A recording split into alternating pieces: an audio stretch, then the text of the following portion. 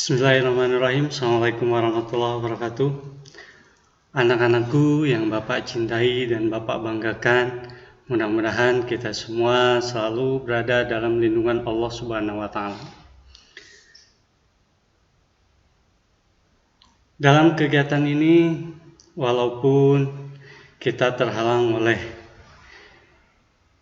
kasus yang sangat gencar saat ini, dengan adanya pandemi Corona COVID-19, semoga dengan terjadinya ini tidak mempengaruhi semangat kita untuk selalu belajar dan terus belajar. Anak-anakku yang Bapak cintai dan Bapak banggakan, sekarang Bapak akan mengajar kelas 12. Tapi sebelum ke materi, Bapak harapkan kalian selalu berusaha, selalu berdoa, dan selalu menjaga lingkungan dan kebersihan diri kalian, biar kalian tidak terhindar dari virus corona ini. Oke, sekarang kita lanjut ke materi. Kesempatan ini Bapak akan mengajar tentang masalah keimanan. Mungkin kalian tidak asing lagi, karena kelas 1, kelas 2 kalian sudah belajar mengenai keimanan.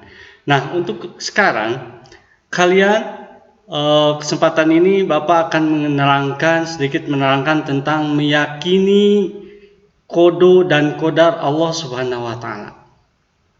Iman kepada qada dan qadar Allah Subhanahu wa Ta'ala.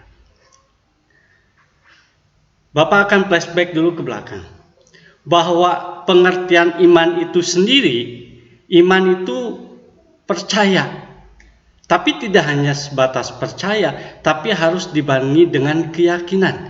Yakin berada dalam diri kita, yakin dalam hati. Diyakini dalam hati, diucapkan dengan lisan, dilakukan dengan perbuatan. Itu yang namanya iman. Nah, sekarang kita akan membahas tentang iman kepada qada dan qadar Allah Subhanahu wa Ta'ala. Apa iman itu? Iman itu yakin, diyakini dalam hati, diucapkan dengan lisan, dilakukan dengan perbuatan. Jadi komplit. Percaya, yakini dalam hati, diucapkan, lalu dilakukan dalam kehidupan sehari-hari oleh kita semua. Sekarang apa pengertian dari qada dan qadar itu sendiri? Tapi sebelum kepada qada dan qadar itu sendiri, Bapak akan menjelaskan dulu peta konsep. Peta konsep agar kalian semua terarah dan memahami apa tujuan dari pembelajaran ini. Yang pertama, menganalisis makna iman kepada qada dan qadar Allah sesuai Al-Quran dan hadis. Yang kedua, peran ikhtiar dan tawakal manusia terhadap ketentuan qada dan qadar Allah Subhanahu wa Ta'ala. Yang ketiga, hikmah kesadaran beriman pada qada dan qadar Allah Subhanahu wa Ta'ala. Yang keempat, berperilaku yang mencerminkan kesadaran beriman kepada qada dan qadar Allah Subhanahu wa Ta'ala dalam kehidupan sehari-hari. Jadi pengaktualan nanti akan terjadi kesimpulan hikmah dan perilaku yang mencerminkan terhadap qada dan qadar itu sendiri. Nah, mudah-mudahan dengan materi ini kalian bisa menerapkan dalam kehidupan sehari-hari. Oke, sekarang pengertian iman kepada qada dan qadar. Tadi udah jelas bahwa iman itu percaya, yakin dalam hati, diucapkan dengan lisan, dilakukan dengan perbuatan. Sekarang pengertian qada. Qada secara bahasa adalah hukum atau ketetapan, kehendak, pemberitahuan dan penciptaan. Menurut syariah Islam, qada adalah ketetapan Allah SWT tentang segala sesuatu yang berkenaan dengan makhluk, dengan menciptakan, menghidupkan, meniadakan atau mematikan, dan merubah keadaan mereka sebelum menciptakannya sejak zaman ajali terdahulu. Sedangkan qadar, secara bahasa qadar adalah akhir atau batas sesuatu, kadar, ukuran, dan kepastian. Menurut istilah, qadar adalah apa yang Allah Subhanahu wa Ta'ala takdirkan sejak zaman dahulu, yang berkaitan dengan apa yang akan terjadi pada makhluknya. Nah, secara logika, bahwa qada itu mungkin kalian tahu, ada seorang arsitek. Arsitek itu tugasnya hanya sebuah menggambar sketsa. Arsitek menggambar sketsa. Nah, sketsanya itu yang disebut dengan qada. Sedangkan qadarnya adalah bentuk yang telah terjadi dari sketsanya tersebut. Contoh, misalkan kita mau membangun rumah. Nah, kita buat sketsanya dulu, gambarannya dulu. Oh, kamarnya di sini, ukurannya segini, letaknya begini, halaman depannya gini, halaman belakangnya seperti ini. Nah, itu yang disebut dengan qada, rancangan. Sedangkan qadar itu bentuk yang telah terjadi, yang tadi desain rumah tadi sudah terjadi, kamarnya seperti ini, bentuk rumahnya seperti ini, belakangnya seperti ini. Nah, itu yang disebut dengan qadar. Maka segala sesuatu yang menimpa pada diri kita itu Allah sudah rencanakan, yaitu dalam bentuk qada. Nah, yang setelah terjadi yang menimpa pada diri kitanya itu yang disebut dengan qadar. Maka di sini ada yang disebut dengan takdir. Ya. Takdir dibagi dua, yaitu takdir mu'allaq dan takdir mubrom. Takdir mu'allaq yaitu takdir yang erat kaitannya dengan usaha atau ikhtiar manusia. Artinya, usaha atau ikhtiar manusia mempunyai pengaruh terhadap takdir, sehingga usaha manusia mendatangkan hasil seperti yang diinginkan oleh manusia tersebut. Jadi, takdir mu'allaq itu takdir yang erat kaitannya dengan usaha manusia. Misalkan, kita pengen menjadi seorang insinyur pertanian. Kita mempelajari tentang masalah pertanian, sekolah di SMK pertanian, kemudian melanjutkan ke perguruan tinggi jurusan pertanian. Nah, akhirnya kita akan menjadi seorang insinyur pertanian. Ya. Jadi takdir itu bisa terjadi karena bisa ada usaha manusia, dengan usaha manusia. Tapi ada takdir yang disebut dengan takdir mubrom. Takdir mubrom adalah takdir yang terjadi pada diri manusia dan tidak dapat diusahakan atau tidak dapat diubah melalui usaha manusia. Artinya, usaha manusia sudah tidak dapat lagi berpengaruh terhadap qada dan qadar Allah Subhanahu wa Ta'ala. Beda dengan tadi, bahwa takdir mu'allaq, bahwa usaha manusia bisa mempengaruhi terhadap takdir seseorang. Tetapi takdir mubrom, ini usaha sangat tidak bisa mempengaruhi terhadap takdir seseorang. Contoh, kematian. Karena kematian itu sudah ditentukan oleh Allah, bahwa si A akan mati tanggal 30 bulan Juli 2020 jam 9. Nah, orang tersebut tidak bisa menghalang-halangi dengan kematian tersebut.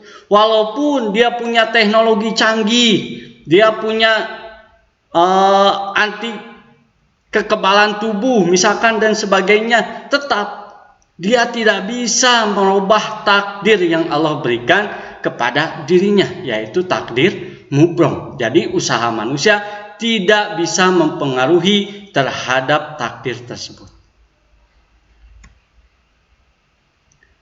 Sekarang, peran ikhtiar dan tawakal terhadap ketentuan qada dan qadar Allah Subhanahu wa taala. Tawakal. Kata tawakal berasal dari bahasa Arab yang artinya pasrah atau menyerah. Secara istilah, tawakal berarti sikap pasrah dan menyerah terhadap hasil suatu pekerjaan atau usaha dengan menyerahkan sepenuhnya kepada Allah Subhanahu wa taala. Tawakal dapat diberi pengertian berserah diri kepada Allah Subhanahu wa taala. Jadi, dengan adanya tawakal, kita harus berserah diri kepada Allah Subhanahu wa taala, menerima apa yang Allah berikan kepada kita, baik itu kenikmatan ataupun sebaliknya, maka kita harus menerimanya. Bahwa segala sesuatu yang Allah berikan dan menimpa pada diri kita itu yang terbaik yang Allah berikan kepada kita. Walaupun terkadang seperti ini, misal keinginan tidak sesuai dengan kenyataan atau keinginan sesuai dengan kenyataan. Nah, kan kita pengennya bahwa keinginan semestinya harus sesuai dengan kenyataan. Tapi toh dalam kenyataan, terkadang keinginan kita, misal kita pengen jadi seorang presiden. Terkadang keinginan itu bisa sesuai dengan kenyataan ataupun tidak sesuai dengan kenyataan. Nah, keinginan tersebut makanya kita harus berserah diri kepada Allah dengan sikap tawakal. Kalau keinginan tidak sesuai dengan kenyataan, kita tawakal, berserah diri kepada Allah. Tapi kalau keinginan kita sesuai dengan apa yang diharapkan, kita bersyukur kepada Allah, yaitu setidaknya dengan mengucapkan alhamdulillah. Nah, maka penting sekali peran tawakal di sini, karena berkaitan dengan qada dan qadar ini, terkadang yang menimpa pada diri kita itu terkadang ada yang manis, ada yang pahit. Nah, enak kalau yang menimpa pada diri kita itu yang manis-manisnya saja. Tapi yang pahitnya kan kita juga suka, bahkan sering mendapatkan hal-hal yang pahit. Nah, di sini perlu adanya sikap tawakal. Ketika kita mendapatkan yang manis-manis yang Allah berikan kepada diri kita itu kesenangan, kesehatan, hal yang baik terhadap kita, apa yang diinginkan Allah berikan. Nah, makanya kita harus bersyukur kepada Allah. Tetapi apabila Allah memberikan kepada kita hal-hal yang buruk yang tidak sesuai dengan keinginan kita, maka kita harus bertawakal, berserah diri kepada Allah. Jangan gugulunu ka Allah, menikir-kir teuing nasib teh, menikir-kir teuing milik teh. Nah, jangan seperti itu. Jangan seperti itu, maka serahkan kepada Allah semuanya. Karena Allah tidak memberikan segala sesuatu yang tidak mampu diberikan oleh manusia. Jadi apa yang diberikan oleh Allah kepada kita itu yang terbaik dari Allah. Sekarang bentuk-bentuk perilaku bertawakal, salah satunya melakukan suatu atas dasar niat ibadah kepada Allah Subhanahu wa taala. Jadi apa yang kita lakukan itu harus selalu niat beribadah kepada Allah Subhanahu wa taala.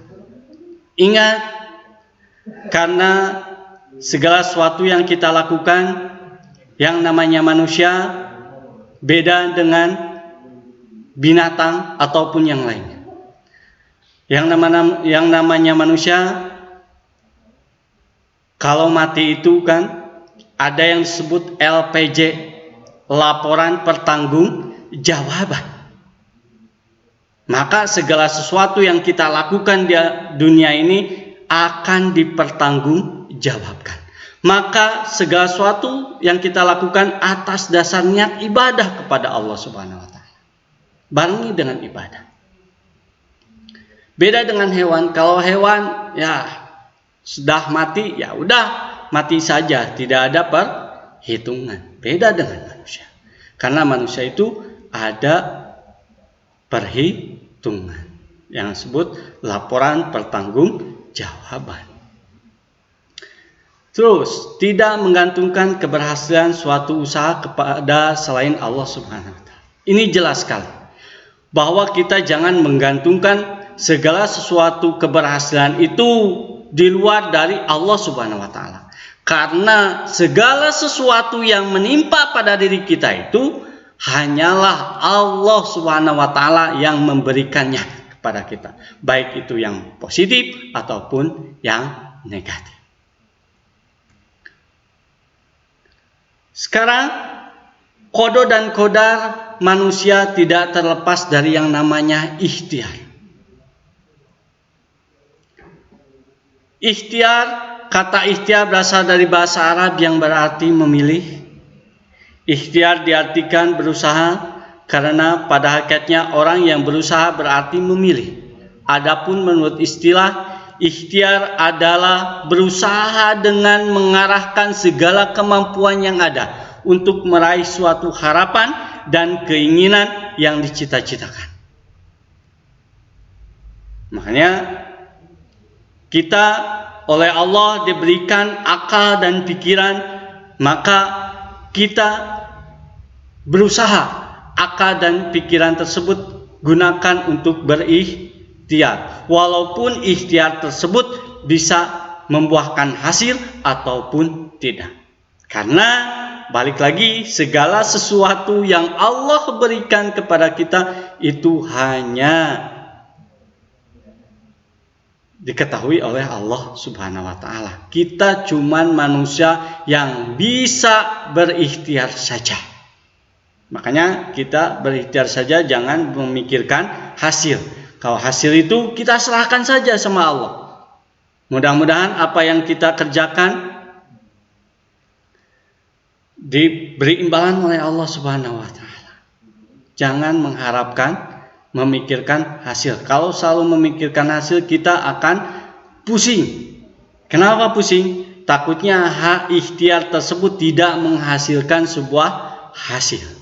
Maka masalah hasil, yang penting kita berdoa kepada Allah agar ikhtiar kita diberikan hasil atau manfaat yang menimbulkan bagi diri kita sendiri. Sekarang ada yang disebut dengan bentuk-bentuk perilaku ikhtiar. Yang pertama, mau bekerja keras dalam mencapai suatu harapan dan cita-cita. Yang kedua, selalu bersemangat dalam menghadapi kehidupan. Ini tidak mudah menyerah dan putus asa, disiplin dan penuh rasa tanggung jawab. Ya, itu yang perlu kita lakukan dalam kehidupan sehari-hari.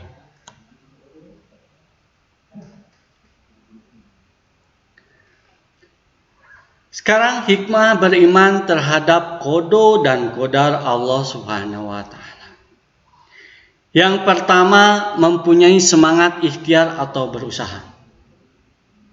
Mari kita tingkatkan ikhtiar kita, usaha kita untuk menyongsong masa depan kita, baik di kehidupan dunia ataupun di kehidupan akhirat. Yang kedua, mendorong kemajuan dan kemakmuran. Yang ketiga, menghindari sifat sombong dan putus asa. Yang keempat, bersifat optimis dan giat bekerja. Bersifat optimis dan giat bekerja. Kita harus selalu optimis. Jangan sebelum melakukan sesuatu kita pesimis. Teu tiasa, teu mampu, anu. Nah, jangan sampai seperti itu. Tapi kita harus optimis dan selalu giat bekerja, berusaha. Insya Allah usaha tersebut akan menghadapi sebuah hasil. Ya. Tolong itu harus lakukan dan harus ada pada diri kalian. Anak-anakku yang Bapak cintai dan Bapak banggakan.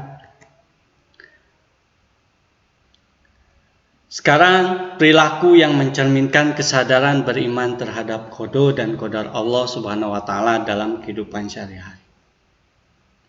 Ini penerapan terhadap perilaku kita dalam kehidupan sehari-hari, adanya beriman terhadap qada dan qadar Allah Subhanahu wa taala. Yang pertama, selalu bersikap qanaah, menerima dan bersyukur terhadap apa yang diberikan oleh Allah Subhanahu wa taala kepadanya.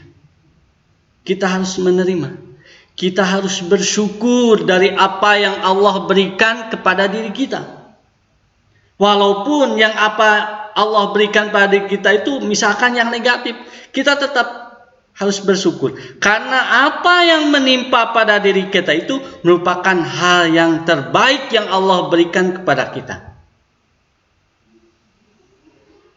Walaupun anggapan kita itu negatif.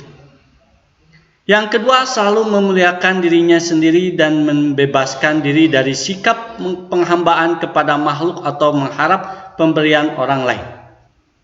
Selalu memuliakan diri kita, memuliakan orang lain, dan jangan menghambakan kepada selain Allah Subhanahu wa taala. Yang ketiga, memiliki cita-cita yang tinggi, yaitu memiliki kemampuan yang tinggi dan kemajuan diri dari kemalasan. Jelas, yang namanya kita manusia harus mempunyai cita-cita, harus mempunyai keinginan. Walaupun keinginan tersebut bisa dipenuhi Allah atau dikabulkan oleh Allah Subhanahu wa taala, atau keinginan tersebut tidak dikabulkan oleh Allah Subhanahu wa taala. Tapi tetap kita harus punya harapan, kita harus punya cita-cita untuk menyongsong dalam kehidupan di dunia ini. Yang keempat, bertekad dan bersungguh-sungguh dalam segala hal. Bersikap adil baik pada saat senang maupun sedih. Jelas. Kita jangan terlena dengan kesenangan saja, ataupun kita jangan terpuruk dalam sebuah kesedihan. Kita harus tetap berdoa kepada Allah, dan mudah-mudahan Allah memberikan segala sesuatu yang kita inginkan. Walaupun qada dan qadar yang Allah berikan yang akan menimpa pada diri kita, kita tidak tahu jalan kita mau seperti apa ke depannya, kita akan jadi apa ke depannya, kita tidak tahu. Tapi tetap kita harus punya keinginan dan bertekad dengan sungguh-sungguh untuk menyongsong kehidupan ini. Mungkin untuk pertemuan kali ini cukupkan sekian. Bapak ucapkan terima kasih atas perhatiannya. Mudah-mudahan dengan adanya COVID-19 ini, dengan adanya virus corona ini, tidak mengurangi rasa semangat belajar kalian untuk menggapai cita-cita kalian. Jelas ini bukti keimanan kita dengan adanya iman kepada qada dan qadar Allah, bahwa dengan adanya COVID-19, dengan adanya corona ini merupakan bukti adanya qada dan qadar dari Allah Subhanahu wa taala. Karena Allah telah menciptakan, Allah telah merencanakan bahwa tahun ini, bulan ini akan terjadi adanya wabah virus corona. Maka yakinkan segala sesuatu yang Allah berikan, segala sesuatu yang Allah timbulkan terhadap diri kita ataupun orang lain itu merupakan yang terbaik buat kita, yang terbaik buat orang lain, dan kita jangan lupa selalu berdoa dan selalu menjaga kebersihan biar kita terhindar dari yang namanya wabah virus corona ini. Oke, anak-anakku yang Bapak cintai dan Bapak banggakan, mungkin kesempatan ini kita akhiri dan kita akan lanjutkan minggu depan pembahasan selanjutnya. Wabillahi taufiq wal hidayah. Wassalamualaikum warahmatullahi wabarakatuh.